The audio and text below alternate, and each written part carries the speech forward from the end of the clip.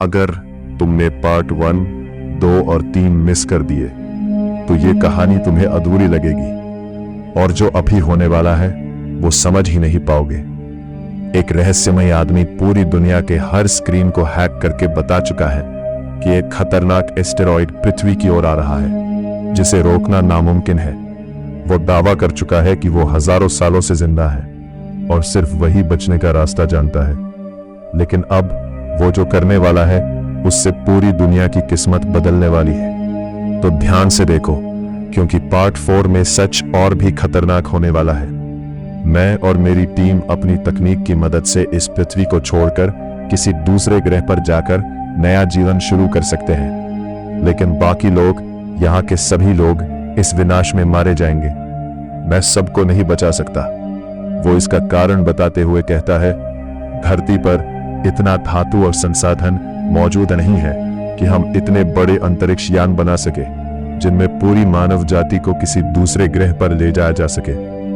अगर हमें इस खतरे की जानकारी 100 साल पहले मिल जाती तो शायद हम कोई समाधान निकाल लेते और अधिक लोगों को बचा सकते थे।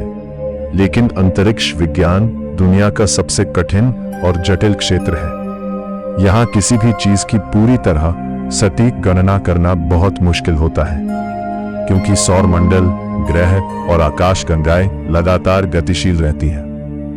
अब वो व्यक्ति आगे कहता है, अब तुम सोच रहे होंगे कि मैं ये सब क्यों बता रहा हूं। मैं इतने सालों से इस दुनिया पर राज कर रहा था और तुम सब मेरे नीचे कीड़े मकोड़ों की तरह जी रहे थे।